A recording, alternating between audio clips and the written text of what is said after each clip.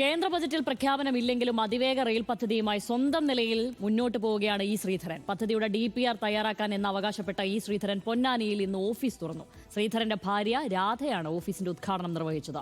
അംഗീകാരമില്ലാത്ത പദ്ധതിയുമായാണ് ശ്രീധരൻ രംഗത്ത് വരുന്നത് എന്നാണ് CPIM സംസ്ഥാന സെക്രട്ടറി MV ഗോവിന്ദന്റെ പ്രതികരണം.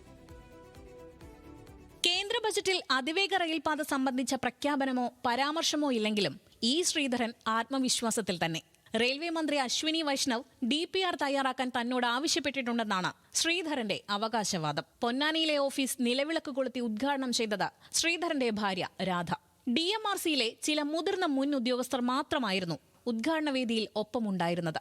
തിരുവനന്തപുരം കണ്ണൂർ അർദ്ധ അതിവേഗ റെയിൽപാതയുടെ DPR തയ്യാറാക്കാനുള്ള പ്രാരംഭ ജോലികൾ ഇന്ന് തുടങ്ങുമെന്ന് അദ്ദേഹം അറിയിച്ചു. ഇന്ന് മുതൽക്ക് ശരിക്കും ഒഫീഷ്യലായിട്ട് ഞങ്ങൾ വർക്ക് സ്റ്റാർട്ട് ചെയ്യണം. ഇന്ന് മുതൽക്ക് നമ്മൾ എന്ത് ചെയ്യുമ്പോഴും നാട്ടുകാർക്ക് ഒരു ഉപദ്രവം ഉണ്ടാവരുത്.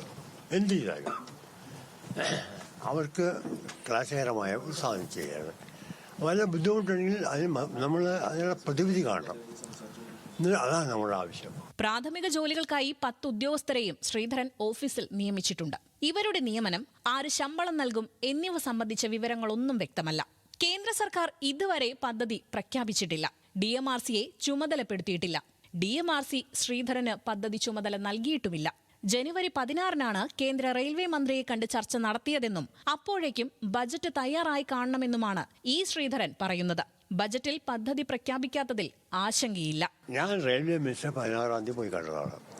അന്നാണ് ഈ വിഷയം ആദ്യമായി സംസാരിച്ചും തീർച്ചയായും. അന്ന് അദ്ദേഹം പറഞ്ഞു, ഇനി ബജറ്റിലിടാൻ പറ്റില്ല, എന്തായാലും അത് ബഡ്ജറ്റിൻ്റെ ആവശ്യമില്ല. അങ്ങനെയാണെങ്കിൽ അപ്പോൾ അദ്ദേഹം പറഞ്ഞു, യു ഷുഡ് ഗെറ്റ് ഇൻവോൾവ്. അതേപോലെ ഞാൻ തയ്യാറാണ്. തൽക്കാലം മഞ്ഞക്കുറ്റികൾ അടിക്കില്ലെന്ന സിൽവർ ലൈൻ പദ്ധതിയെ ഉന്നമിട്ട് ശ്രീധരന്റെ പരിഹാസം.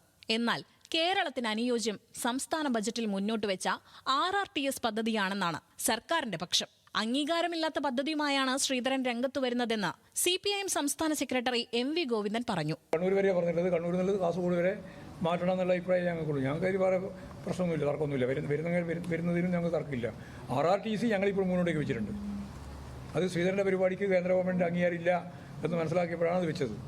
മുമ്പ് മുഖ്യമന്ത്രിയാകാൻ ഓഫീസ് തുറന്നയാളല്ലേ എന്നായിരുന്നു മുഖ്യമന്ത്രി ശ്രീധരൻ ഓഫീസ് തുറക്കാൻ തീരുമാനിച്ചതിനെപ്പറ്റി ഇന്നലെ പ്രതികരിച്ചത്. ഇനിയും പ്രഖ്യാപിച്ചിട്ടില്ലാത്ത ഒരു വൻ പദ്ധതിയുടെ DPR തയ്യാറാക്കാൻ സ്വന്തം നിലയിൽ ഓഫീസ് തുറക്കുക, അത് സ്വന്തം ഭാര്യയെ കൊണ്ട് ഉദ്ഘാടനം ചെയ്യിക്കുക എന്ന കൗതുകമാണ് പൊന്നാനിയിൽ ഇന്നുണ്ടായത്. പദ്ധതി വിശദീകരണത്തിനായി ഈ മാസം 15 മുതൽ ജനങ്ങളിലേക്ക് ഇറങ്ങുമെന്നാണ് ശ്രീധരന്റെ പ്രഖ്യാപനം.